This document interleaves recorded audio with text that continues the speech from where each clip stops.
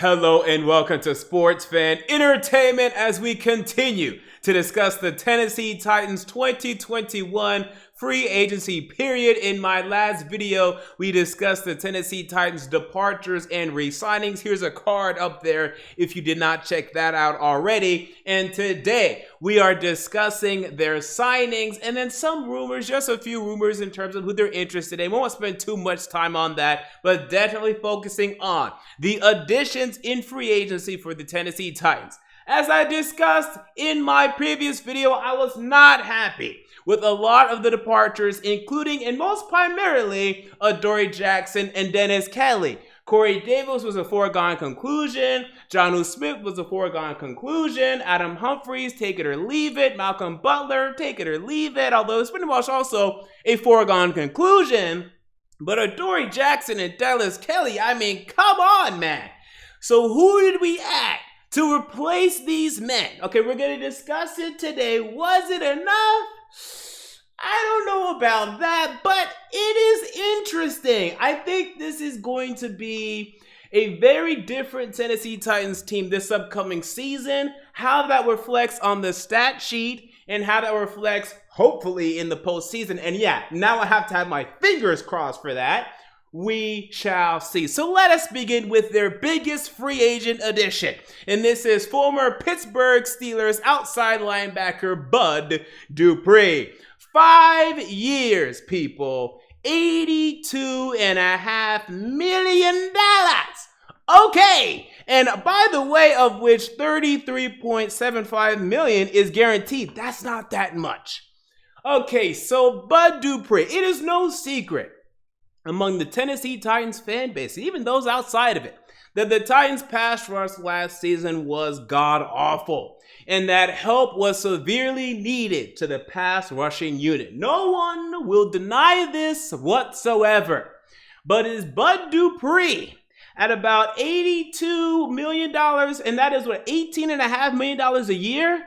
Is that worth it? Now, I believe you really have to look at the guaranteed money here and consider the fact that after 2 years, we can cut him for a $9.6 million dead cap hit. Not great, but it's not that bad. It could be a lot worse after 2 years into a 5-year contract.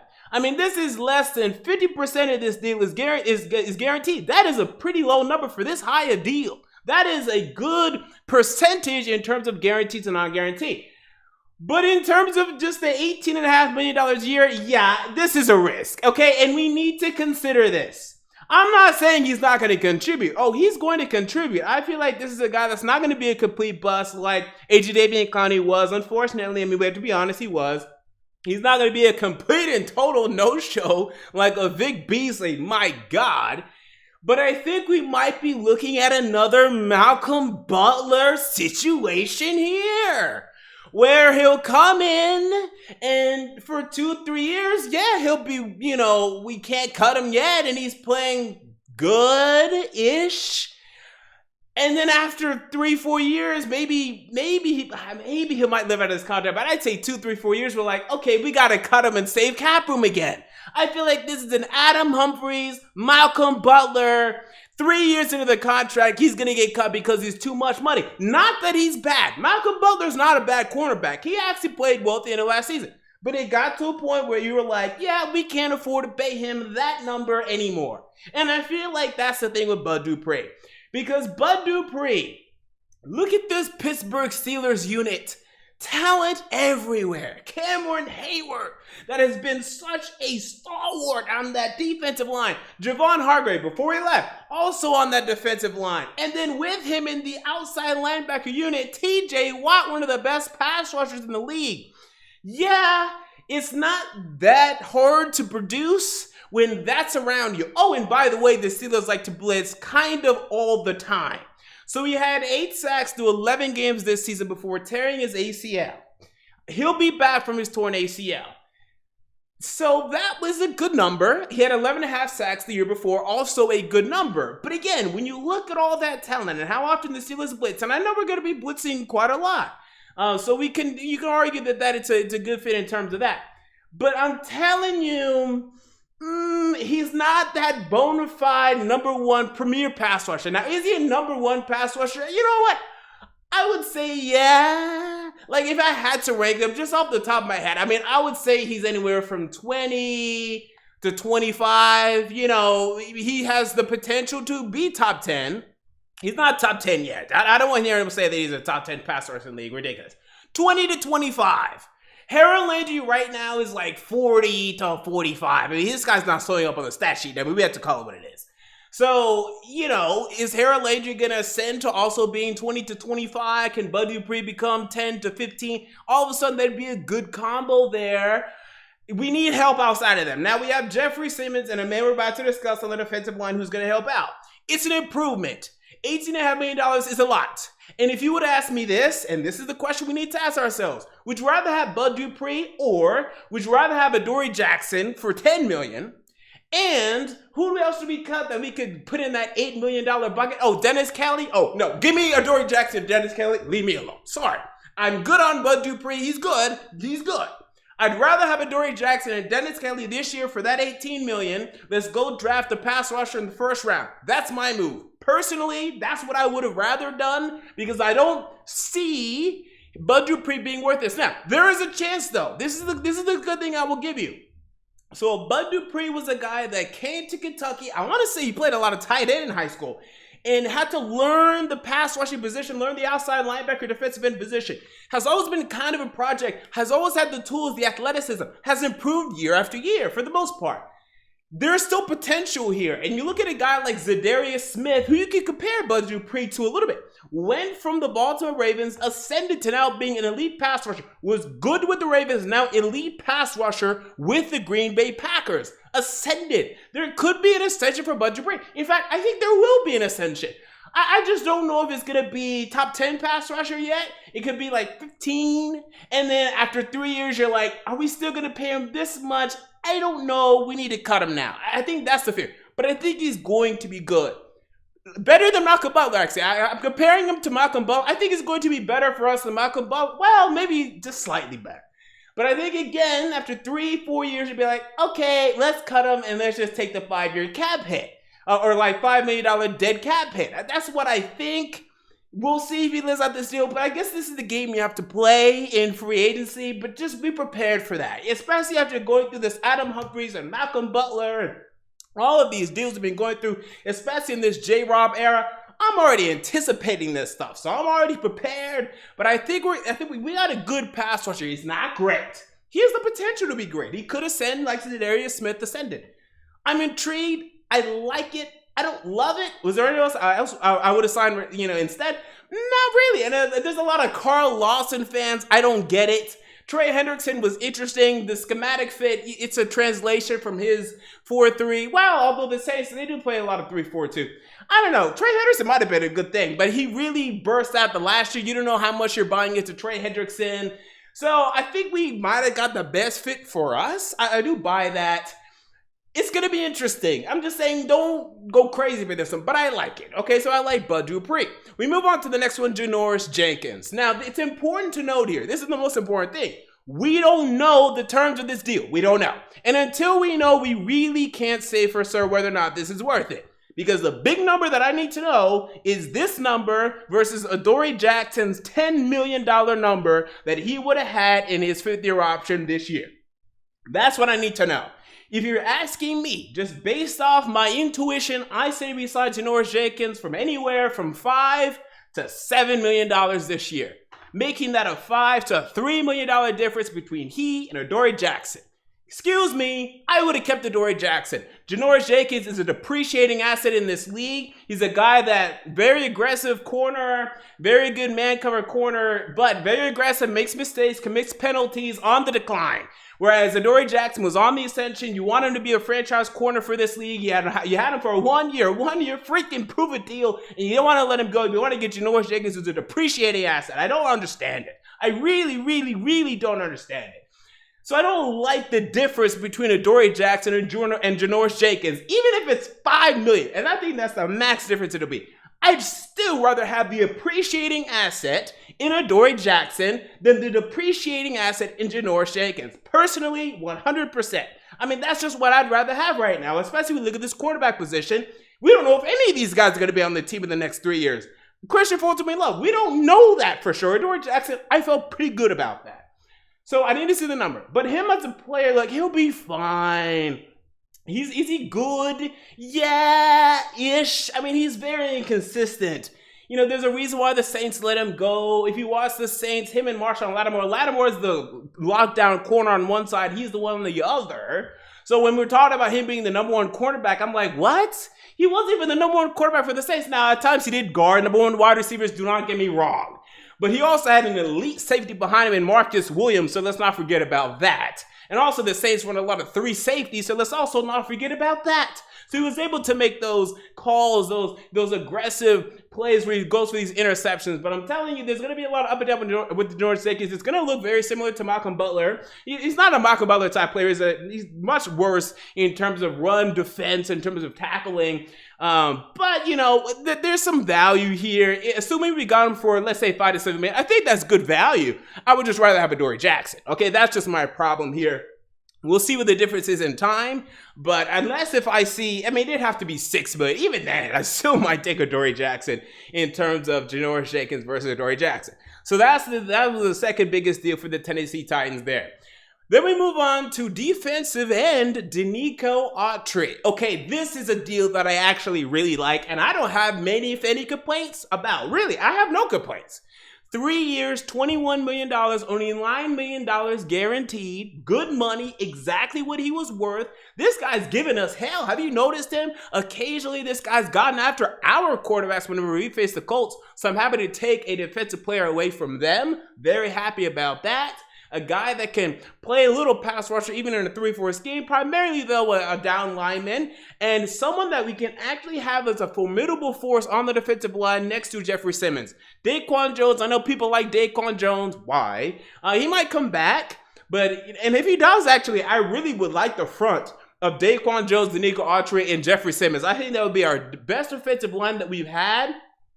I mean, I can't even tell you since when, because Jurrell Casey was the lone man for years. He was teaming with Ropati, Patola Tua, and all of these guys, and Daquan Jones was always there, but never making big impacts. Sylvester Williams, remember those days? So we've never had a strong defensive, well, not never, but in a while have we had a strong defensive front. Now, all of a sudden, we have a true, legitimate pass rush on our defensive line outside of the big guy, because we had Jeffrey Simmons and then we had Jurrell Casey and a little bit together, but not nearly enough in terms of what we wanted. Actually, did they? Yeah, not nearly enough in terms of what we wanted. So I like this. It's good money, $7 million a year. Perfect deal. I love this deal. This is a fantastic deal. Great money. Good players going to make a contribution for this team. Really happy about the Dinico Autry signing. Okay, so now we're getting better. We move on to wide receiver Josh Reynolds. Again, we don't know the terms yet of this deal. And this is the most important thing. We need to know the terms of these deals. Now, Josh Reynolds, he's okay. And is there potential for more? That's the question. 600 receiving yards this year for the Los Angeles Rams. I want to say 2 touchdowns. Now, stop the talk of him playing in the slot. He's not a slot wide receiver. He's not even close to a slot wide receiver. 6'3", I want to say like 195 pounds. The big thing with him is his catch radius. He has the ability to go up and catch the football well, runs decently well, but it takes him a little bit to get the gear going, right? The acceleration isn't quite there right off of the jump. But he gets downfield. He's a pretty good deep threat. So I like having that deep, long threat added to this team. So he can be your third option. But we're always used to, and we need to move away from this. Whenever we say third option, we think slot. No, he's not a slot wide receiver. Now, luckily for us, A.J. Brown can play in the slot. Now, I'm not saying he's going to play there primarily, but I'm saying A.J. Brown can play in the slot a decent percentage. Josh Reynolds, I mean, you can put him in the slot. He's not very effective in the slot. You can put him there for 20% of his plays.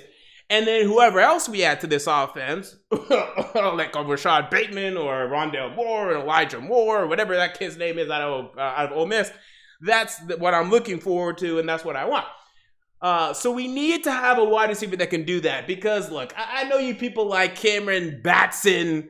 God, I mean, I do like him, but and Nick Westbrook and Keeney, can we get a legitimate wide receiver, please? Because if Josh Reynolds is our number 2, it's just going to be frustrating. Because, I mean, I don't even, he is okay. He is okay. I just don't see enough, enough spark, enough energy, enough just special talent to play with him. His hands are, pretty good, but not great. Definitely doesn't have that burst, that acceleration, that athleticism. I just don't see enough to say, and he's not even a consistent enough route runner and a good enough route runner to be even that stable number 2 that isn't a great athlete. He's not even particularly skilled in terms of his route running. It's just his catch radius, his body that he uses so well. So I don't think this is a number 2 wide receiver at all. Even if A.J. Brown is elite, and he is elite, I don't buy Josh Reynolds as a number 2 wide receiver. He still has potential to grow. I do believe that. If we had and AJ Brown, okay, don't get me wrong.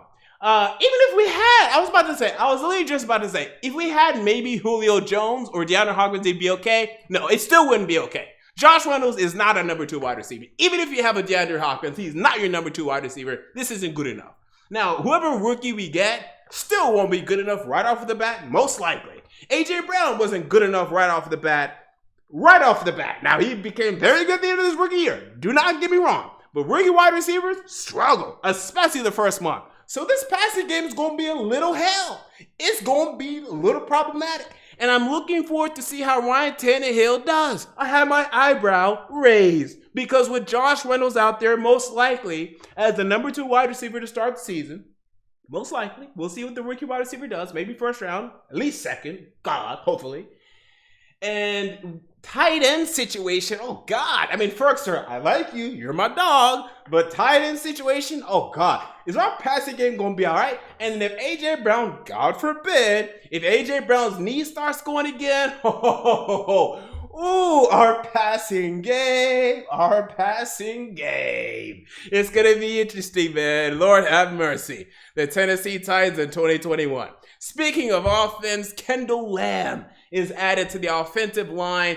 2 years, what was it, 6.8? Yeah, $6.8 million. Okay.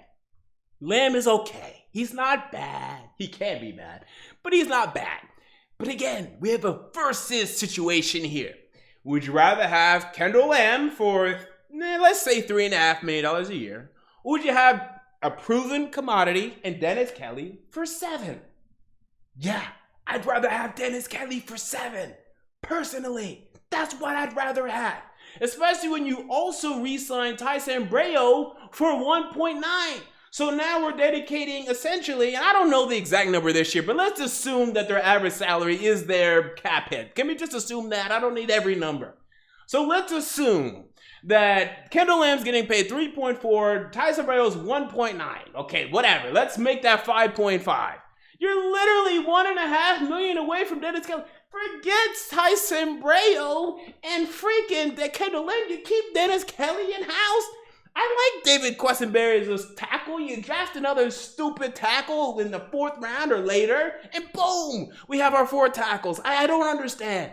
But that was our move, and we'll see how it works out. Kendall Lamb will be fine, and we'll see who we draft, because I'm sure we're going to draft somebody. I think. I mean, maybe not. Maybe we're happy with these 4 tackles.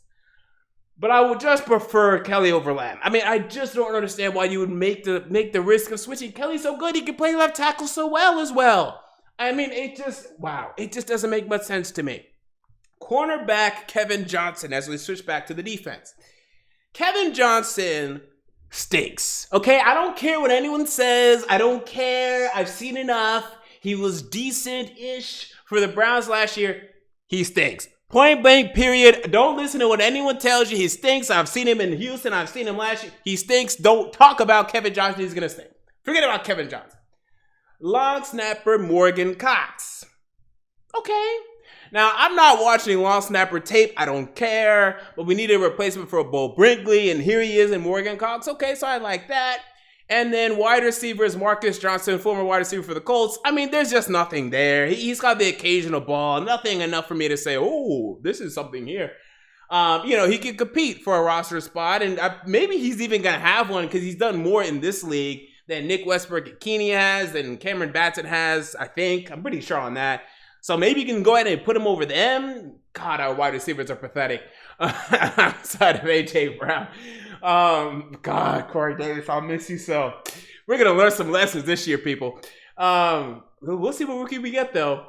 So we'll see about this Morgan Johnson, but I don't know, and I don't really care. And the defensive tackle, Julian Taylor. Don't know. I don't know. 7th round pick for the 49ers. I guess the one argument you can make is that the 49ers offensive line is so stacked, he hasn't had the opportunity to play, so maybe there's untapped potential there. Sure. Let's wait and see. All right, so there's also been some rumors I'm just going to talk about here. Samuel Watkins. Oh, he just signed. He actually just signed. Sorry. Sammy Watkins just signed. I was going to talk about Sammy Watkins. I wanted him. I actually wanted Sammy Watkins for the most part. I would prefer a rookie wide receiver. I want a wide receiver in the first round, personally. But I always want a wide receiver in the first round. You know me and my wide receivers. I love wide receivers. Could we personally use a corner? Yeah, we could use a corner first round. Like if J.C. Horn is there, we should take J.C. Horn. Over 80 wide receiver outside of the top 3. So 100%, don't get me wrong. But we're going to get into this draft stuff without a doubt. And then who else was I hearing? Oh, God. Let's discuss this and then we'll get out of here. Apparently, Jadeveon Clowney may return. Now, I need to see this deal. But imagine if he does. What?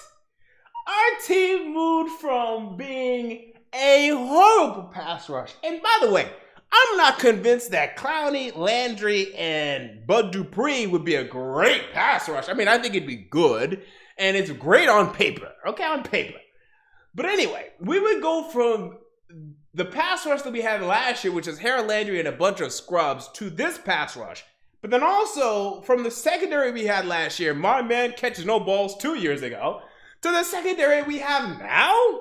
And then our wide receivers now? Like, what kind of team is this? Our whole team has been destroyed. And it's not horrible. It's not awful. It's just different. So you know what I was wondering the other day? You know what's crazy? Do you realize for a second, we actually had a real Super Bowl window? Think about how many players have left this team and have gotten deals. Jack Conklin, All-Pro. Adoree Jackson, 3 years, $39 million. Jonnu Smith, 4 years, $50 million. Corey Davis, 3 years, $37.5 million. We actually released Jarrell Casey, didn't do much, but Jarrell Casey left, Logan Ryan left, Malcolm Butler just got cut. Imagine we had all those pieces for 1 year. Was that a Super Bowl window that we missed when we were 9-7? Oh! Damn! Because now everyone's leaving and getting paid, and I'm like, we gotta draft again and replace these players. Damn it, that was a Super Bowl window! Damn it, and I gotta blame Marcus Mariota a little bit, but I also gotta blame Tannehill, because he should have showed up in the playoffs last season. But the defense also stunk, so we weren't gonna go anywhere. But that's a little frustrating. I wish we were aligned. I gotta blame Mariota a lot, though, because, man, that defense that we had was ass. Oh, no, it was good back in the day. Sorry, the defense we had was ass last year.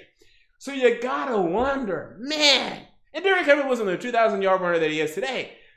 But it's a little sad that we couldn't get the puzzle pieces to align.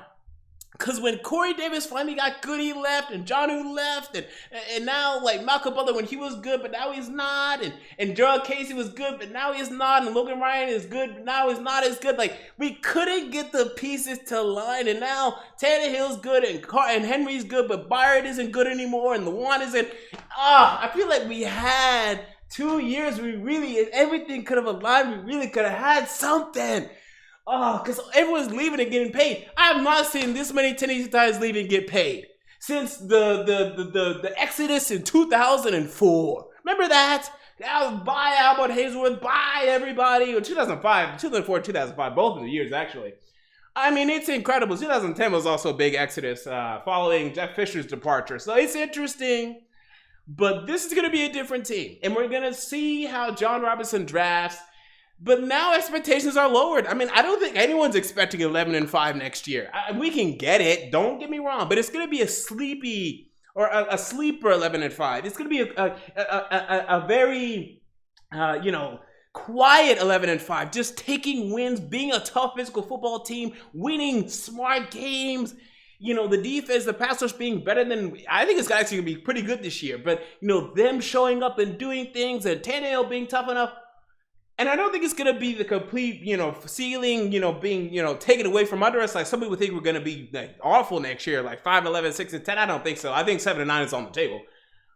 It's going to be interesting, but let's see how we draft. The draft is huge. I mean, this is the biggest draft. We cannot afford an Isaiah Wilson draft. I mean, my God, last year's draft, no impact. We can't afford it. We have to hit on this draft. I mean, point blank period, we have to. Look at our 2017 draft. They're gone. Adoree Jackson's gone. Corey Davis is gone. Jonnu Smith is gone. Taywan Taylor's gone. What kind of draft is that? Now, they got paid, a lot of them, but you got to keep the players. Isn't the point that you draft them so that you can keep them so that they'll be franchise players? Kevin Byard's still here. He's the worst one. I mean, outside of Taywan Taylor's ass. So what happened? It's just incredible what happened with this team. But hopefully we can solve it. We can salvage it.